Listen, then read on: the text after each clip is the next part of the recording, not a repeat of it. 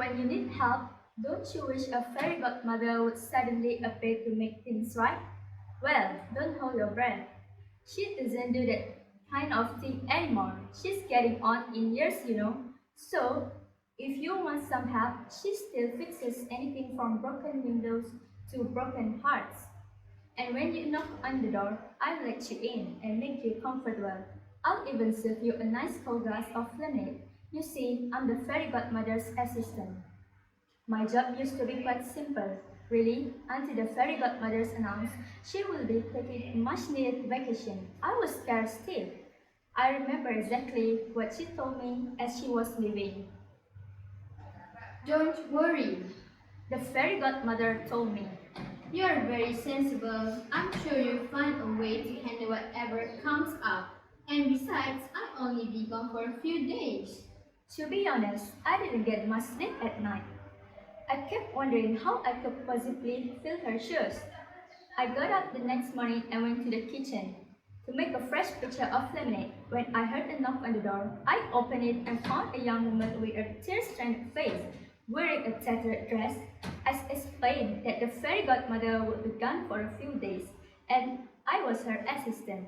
But she looked so sad that I invited her in for a glass of lemonade to cheer her up.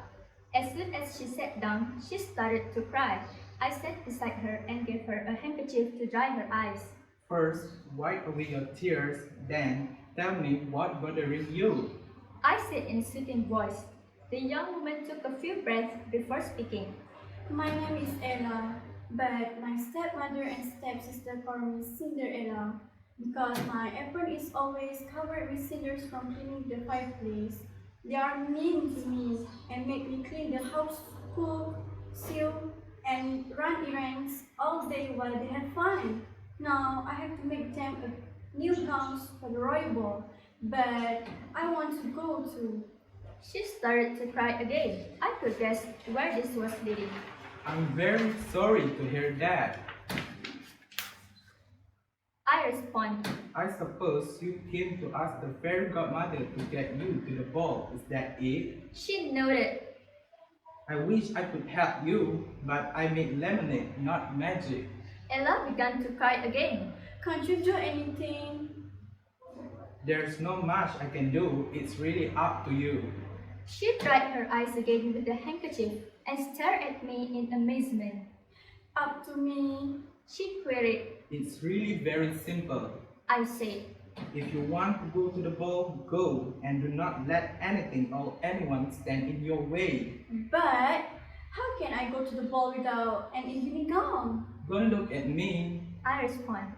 You are the seamstress. If you can make beautiful gowns for your two stepsisters, why not make another for yourself? Ella pondered this for a while, then shook her head. But I can afford to buy a single velvet. How can I make a gown without any fabric? Are there any velvet curtains in your house? Or silk bed sheets? Her worried look slowly turned into a smile. There sure are. She gushed, but her smile was short-lived. Another question had flashed into her mind. But what about dancing slippers? I don't have any. Then do not wear any. I advised. Ella could not believe her ears. You mean I should go to the royal ball barefoot? What choice do you have? Unless you want to wear those ugly boots you are wearing. How am I supposed to the ball? She asked. This young woman certainly could think up problems. The royal palace is almost a mile from my house. I knew Ella would not like my answer. I suppose you will just have to walk. A big frown appeared on her face. This was not the kind of help she had hoped to get from her fairy godmother. But they will never let me in if I don't arrive with a fancy horse-drawn carriage. She winked. You are right. I agreed. They may not let you in through the main gate, but I do not think there's any guarding the door to kitchen, do you? I guess not. She said tentatively. At least I hope not. Ella seemed uncomfortable with my answer. She had never done anything so daring before. I was not surprised when I heard another but. But if a queen asks me to dance, what will I say? Ask him to be careful not to step on your toes. I joked. Ella laughed so hard. She had to use the handkerchief again. Since she was close to deciding in favor of going to the ball, I gave her one more push. What have you got to lose? Nothing. Ella exclaimed, smiling from ear to ear. Nothing at all. She stood up to shake my hand. Thank you for your help. Thank you for all your help. I've got to go now. I've got so many things to do. Before she left, I offered her some final advice. If you do not want your stepsister or stepsister and stepmother to know you have been to the ball, be sure to leave by 12 o'clock sharp. That way you will be back in bed by the time they get home. I was quite pleased with myself for helping Ella. Relaxing for a moment with a glass of lemonade, I wondered if the fairy godmother with all her magic could have done a better job. I spent a good part of the day congratulating myself and feeling thankful I have gotten through my first visitor without messing up. After dinner, I was surprised by a knock at the door. When I opened it up, I discovered a distinguished-looking elderly gentleman. He looked ever so much like the king, as pictured on every postage stamp in Bavaria, except that this man looked older, frailer, and far more worried. He must have been trying to keep his visit a secret. No guards or footmen were with him. I curtsied deeply as soon as I let him in. Enough of that. He blustered. I must see the fairy godmother at once. I'm sorry, Your Highness. I explained. She away. Can I help you? Perhaps. She replied. Do you know where she keeps her magic potions? If you tell me which potion you would like, I will be happy to look. I said in as helpful a voice as I could muster. The king looked embarrassed. Well, actually, I'm looking for a potion that will enable me to, well, live forever. I offered the king a comfortable chair, excused myself, and went to the cabinet where the fairy godmother kept her potions. In a short time, I returned with a handful of bottles. I have found a potion to keep your breath fresh longer, and one to make your suntan last longer. But I cannot find anything to help you live longer, not even for a day. His Royal Highness was definitely not overjoyed by this news. In that case, I will wait here till the fairy godmother returns. You see, I'm not feeling well and the royal doctors have not been much use. I'm sorry to hear that, Your Highness. What seems to be the problem? My back, for one thing, it's killing me, and I cannot sleep at night because of terrible gas pains, not to mention splitting headache. My eyesight's growing dim. I'm deaf in one ear. I'm growing forgetful, or I mentioned that already. But worst of all, my twin sons are driving me crazy. Aside from that, I'm fine, just fine. There was no mistaking his sarcastic tone. I think you must be traveling uncomfortable, Your Highness. But why would you want to live forever? Surely your health will be continue to get worse as you grow older. In a few years, you will be confined to bed. Would you enjoy living forever in bed? I never thought of it that way. He admitted thoughtfully. But at least, if I live forever, I would not have to worry about how to divide the kingdom between my sons, Prince Sherman and Prince Herman. They are identical twins, you know. Even I cannot tell them apart. You see, no matter how I divide it, one or both of them will be angry with me. Their squabbling is driving me crazy. Or did I mention that already? He asked absent-mindedly. Your memory serves you well. I answered diplomatically. But I wonder if two sons traveling is driving you crazy, how will you like it when you have 8 grandchildren argue over how to divide the kingdom, or 32 great-grandchildren, or 128 great-great-grandchildren? If you are not crazy yet, that should do it. The king appeared lost in thought. Come to think of it, he answered. the longer I put off making a decision, the worse it will get. I suppose I will have to make the best of my situation for as long as I can. You have been more helpful than you can imagine. I'm glad the fairy godmother was away. With more energy than he had displayed since he arrived, he got up from his chair and announced. I must be on my way. He smiled as though a great burden had been lifted from his back. He headed for the door, opened it, and was almost gone when he turned and said, I want you to forget that I was ever here. Or did I mention that already? He reached into his pocket and pulled out a bag of gold coins, which he handed me. He did not see me collapse into the armchair and pull out a handkerchief to wipe my face. This had been a most unusual day, and I was induced to relax in the tub full of hot water and bubbles. I had found an excellent bubble bath in the fairy godmother's potion cabinet. The next morning was uneventful. I had slept well and was ready for anything. Then, around me, anything happened. Who do you think knocked at the fairy godmother's door just as I was starting to think about lunch? Prince Sherman and Prince Herman.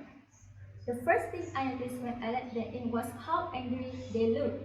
They were arguing about something on the doorstep, and they continued to argue as I opened the door.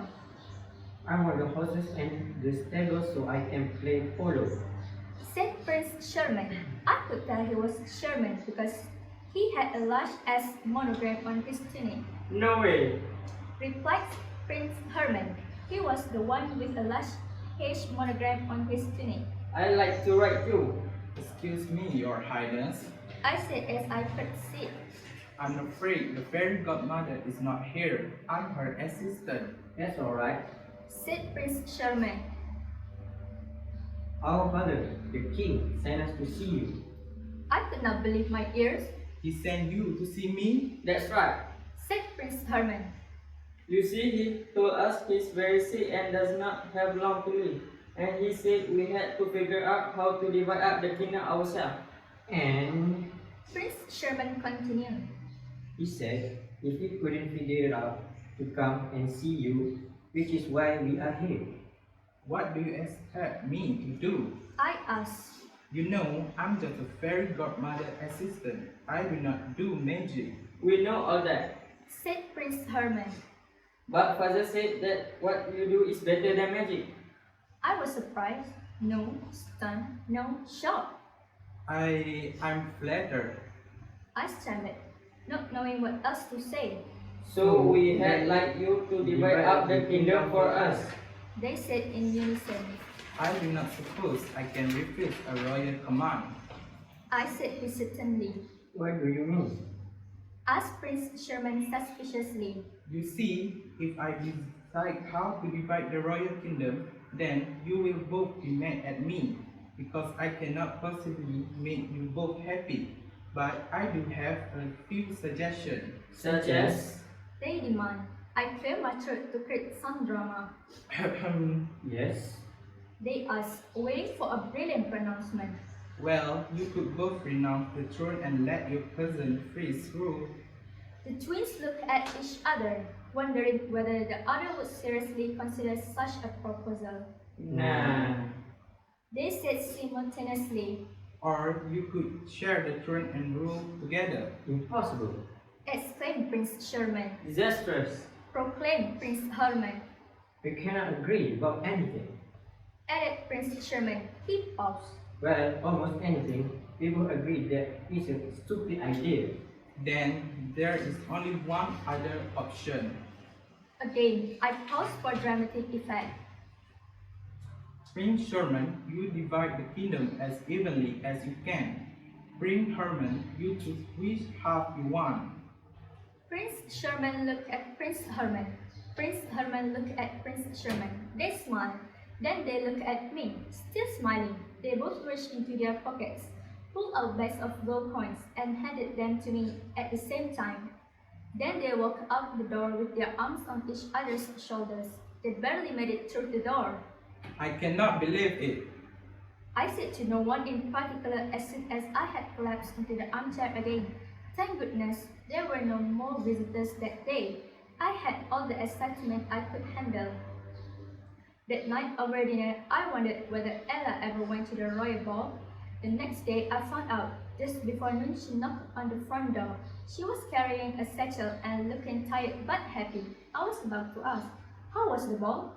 But she started talking before I could say a word. The ball was great. The music, the food, the dancing, everything. I would never have come without your help. She gushed. Thanks, I replied. but I cannot take any credit. You did it all yourself. By the way, what is your satchel? All my belongings. Ella replied.